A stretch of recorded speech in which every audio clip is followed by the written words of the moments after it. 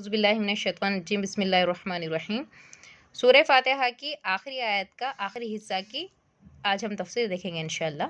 गैरिल मग़ज़ूबी अलैहिम वलज़्ज़ालिन, ऐ अल्लाह हमें उन लोगों की राह पर ना चला जिन पर आपका गज़ब नाजिल हुआ, और ना ही गुमराहों की राह पर चला। बाज़ रिवायत से साबित है कि अल मग़ज़ूबी अलैहिम यानी जिन पर अल्लाह का गज़ब नाजिल हुआ, इससे मुराद है यहूदी कौम, और वलज़्ज़ालिन यानी गुमराहों से मुराद है नसारा यानी ईसाई कौम। इसलिए सिरात मुस्तकीम पर चलने की ख्वाहिश रखने वालों के लिए ज़रूरी है कि वो यहूद और नसारा दोनों की गुमराहियों से बचते रहे। यानी इस कौम ने जो दो गलतियां की थी, इन दो कौमों ने जो गलतियां की थी, हमें उन गलतियों से बचे रहने की पूरी कोशिश करनी चाहिए।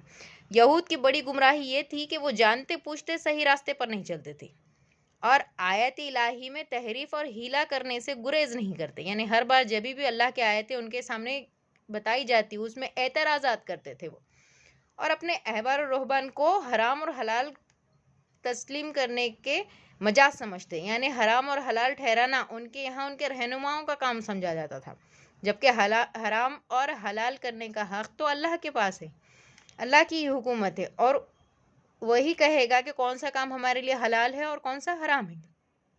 एक और गलती उन्होंने ये की कि हज़रत उज़ैर अलैहिस्सलाम को उन्होंने इब्नुल्लाह कहा, नऊज़ुबिल्लाह, यानी अल्लाह का बेटा करार दे दिया था। ये थी यहूद की बड़ी 3 गलतियाँ। इसी तरह नसारा की गलती क्या थी, यानी ईसाई लोगों की गलती ये थी कि वो अल्लाह को तो मानते थे खुदा, लेकिन ईसा अलैहिस्सलाम की शान में इतना गुलू कर दिया कि उन्हें इब्नुल्लाह बना दिया, नऊज़ुबिल्लाह, अल्लाह का बेटा बना दिया, और सलासुन सलासा यानी अल्लाह का बेटा और 3 खुदाओं में से एक खुदा करार दे दिया, और वो गुमराहों में शामिल हो गए। क्योंकि 3 खुदा नहीं बल्कि खुदा तो एक है, वहदहू ला शरीका लहू, अल्लाह एक है, उसका कोई शरीक नहीं।